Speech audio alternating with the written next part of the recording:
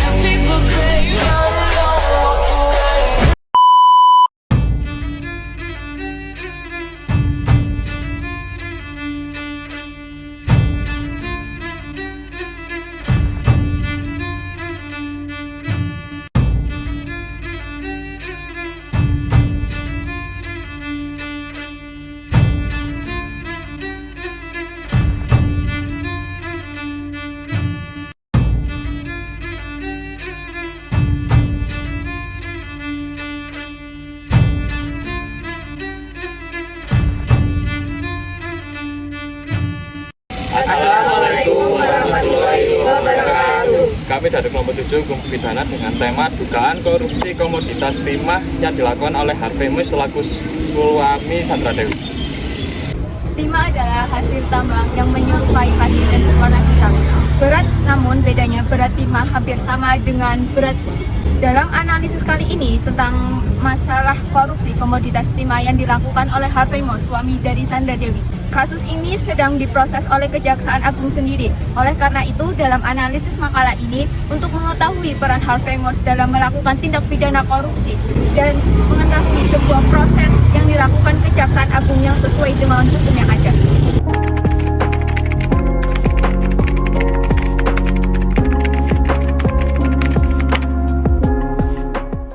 Yang pertama yaitu bagaimana peran Harvey Mois dalam kasus korupsi industri timah dan bagaimana kasus ini dapat mempengaruhi integritas industri tersebut. Direktur Penyidikan pada Jaksa Agung Muda Bidang Tindak Pidana Kasus Kejaksaan Agung Kuntadi mengungkapkan peran Harvey dalam perkara ini. Dia mengatakan sekitar 2018 sampai 2019, Harvey selaku perwakilan PT Revin Bangka Tim atau RBT diduga menghubungi Direktur Utama PT Timah saat itu, yaitu Mokhtar Rizal. Rizal sebelumnya telah ditetapkan menjadi tersangka lebih dahulu oleh Kejagung. Menurut Kuntadi, Harvey meminta Rizal mengakomodasi kegiatan pertambangan liar di wilayah IUP PT Timah.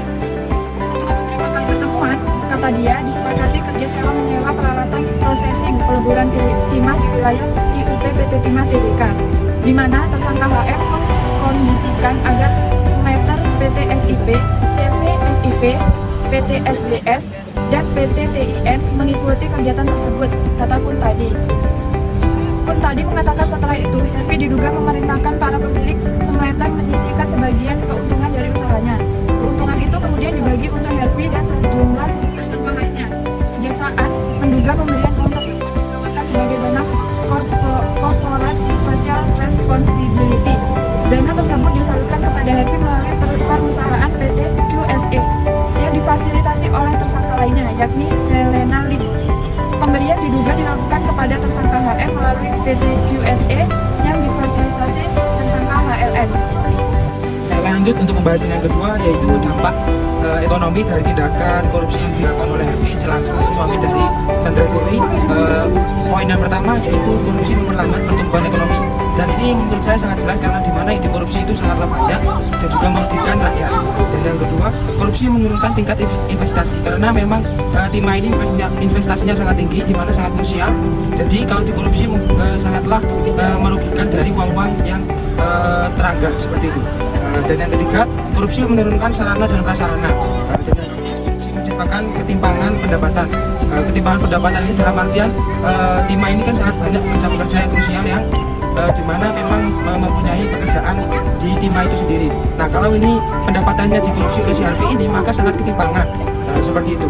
Dan yang kelima, korupsi yang menciptakan kemiskinan karena dimana kemiskinan ini sangatlah masuk dalam kategori kekurangan dalam signifikan ekonomi. Ini adalah bagaimana sistem pengawasan dan regulasi industri timah berperan dalam mencegah kasus korupsi. Di sini itu diterangkan bahwa sistem pengawasan dan regulasi industri timah berperan penting dalam mencegah kasus korupsi dengan beberapa langkah yang dilakukan. Pertama itu adalah perbaikan sistem pengawasan internal dan fungsional yang dipadukan dengan pengawasan masyarakat atau wasmas. Dan pengawasan legislatif dapat membantu meminimalkan penyebab dan peluang untuk melakukan korupsi. Kedua yaitu Badan Pengawasan Keuangan dan Pembangunan (BPKP). Itu ditugaskan menyusun petunjuk teknis operasional pemberantasan KKN untuk membantu aparat pengawasan fungsional pemerintah dan satuan pengawasan internal dan perbankan dalam upaya mencegah dan menanggulangi korupsi di lingkungan kerja masing-masing.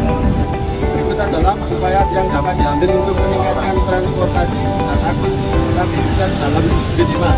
Yang pertama, penguatan pengawasan dan regulasi. Yang kedua, penerapan sistem pelaporan transparan. Ketiga, pendidikan dan pelatihan etika bisnis. Empat, penggunaan teknologi. Lima, keterlibatan masyarakat dalam LSM. Enam, penegakan hukum yang tegas. Selanjutnya saya melanjutkan di poin yaitu keterlibatan Harvey Moise juga telah menimbulkan kepercayaan yang kurang terhadap industri timah di Indonesia. Masyarakat mulai menanyakan apakah industri timah telah melakukan tindakan yang transparan dan etis dalam operasionalnya, serta apakah pemerintah telah melakukan tindakan yang efektif dan mencegah korupsi di industri ini. Kasus ini juga menimbulkan kekhawatiran bahwa korupsi dapat mempengaruhi kualitas produk timah dan keamanan lingkungan serta dapat menimbulkan kerugian bagi negara dan masyarakat. Baik, saya lanjut di poin yang terakhir, yaitu kesimpulan kasus korupsi yang dilakukan oleh Harvey selaku suami Sandra Dewi ini adalah ia telah ditetapkan di Kejaksaan Agung sebagai kasus dugaan korupsi tata niaga komoditas timah wilayah izin usaha pertambangan IUP PT Timah Tbk dari tahun 2015 hingga 2022.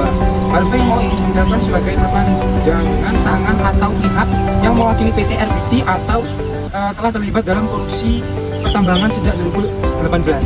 Ia bersama dengan mantan direktur utama PT Timah, Mr. Rijab Alevi Tabrani, MPRT melakukan penambangan di jadi dia itu melakukan penambangan liar di wilayah PT Timah untuk mendapatkan keuntungan. Harvey Moise juga diduga melanggar ketentuan pasal 2 ayat 1 pasal 3 junto pasal 18 Undang-Undang Tindak Pidana Korupsi junto pasal 52 ayat 1 ke 1 KUHP. Nilai kerugian negara dari hasil dugaan korupsi penambangan timah ilegal yang dilakukan oleh PT Timah Tbk sepanjang periode 2015 hingga 2022 telah menyebabkan kerugian sebesar 271 triliun sekian. Itu sudah dikonfirmasi. Yang mana kerugian tersebut berasal dari kerugian lingkungan, di mana itu cakup ekologis, kerugian ekonomi lingkungan, kerugian biaya pemulihan lingkungan, dan juga kerugian di luar kawasan dan sekitar. Jadi kesimpulannya ini sudah valid dikonfirmasi bahwa suami dari Sandra Dewi ini telah melakukan tindak pidana korupsi timah yang nilai total kerugiannya mencapai 271 triliun. Seperti itu dari saya, terima kasih. Sekian dari kelompok kami. Wassalamualaikum warahmatullahi wabarakatuh.